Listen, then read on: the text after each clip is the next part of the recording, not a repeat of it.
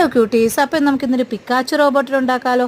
ഒരൊറ്റ A4 സൈസിൽ ഞാൻ കാണിക്കുന്ന പോലെ ടെംപ്ലേറ്റ്സ് വരച്ചെടുക്കുക, അതിനെ കളർ ചെയ്യുക, കട്ട് ചെയ്യുക, പിന്നെ ഒട്ടിച്ചെടുത്ത് കഴിഞ്ഞാൽ നമ്മുടെ പിക്കാച്ചു റോബോട്ട് റെഡി ആയിട്ടുണ്ട്.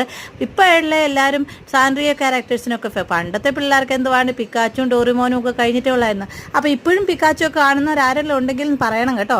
അപ്പോൾ നമ്മുടെ ഗിവയുടെ റൂൾ എല്ലാവർക്കും അറിയാലോ. ബാക്ക് ടു സ്കൂളിൻ്റെ ഇനിയുള്ള 3 പേരെ സെലക്ട് ചെയ്യണമെങ്കിൽ ഇനിയുള്ള ഷോർട്സിൽ ഏതെങ്കിലുമൊക്കെ നമ്മൾ 200 ലൈക്ക് കിട്ടിയെങ്കിലേ പറ്റത്തുള്ളൂ. അപ്പോൾ എങ്ങോട്ട് നമ്മുടെ പിക്കാച്ചു റോബോട്ട് ഈസി ആയിട്ടുണ്ട്. പിന്നെ കൈയും കാലും കൂടെ എടുത്തതും കൂടെ ഒടിച്ചു കൊടുത്തു കഴിഞ്ഞാൽ നമ്മൾ പിക്കാച്ചു ഈസി ആയിട്ട് ഉണ്ടാക്കാം. അതുപോലെ പല ക്യാരക്ടേഴ്സ് നമ്മൾ റോബോട്ടിക് ഷേപ്പിലൊക്കെ ഉണ്ടാക്കാൻ പറ്റും.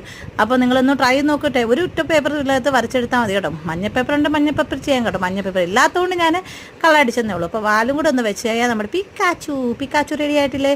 ഒരു കുഞ്ഞ് പിക്കാച്ചു ആണ്. ഇഷ്ടമായെങ്കിൽ ലൈക്ക് ചെയ്യണം, സബ്സ്ക്രൈബ് ചെയ്യണം, ഷെയർ ചെയ്യണം. അപ്പോൾ ഇങ്ങനത്തെ എന്തെങ്കിലുമൊക്കെ ടെംപ്ലേറ്റ്സ് ഒക്കെ വരച്ച് നിങ്ങൾ ഒന്ന് ഉണ്ടാക്കി നോക്കുക. നിങ്ങൾക്ക് ഈസി ആയിട്ട് ഉണ്ടാക്കാൻ പറ്റും കേട്ടോ.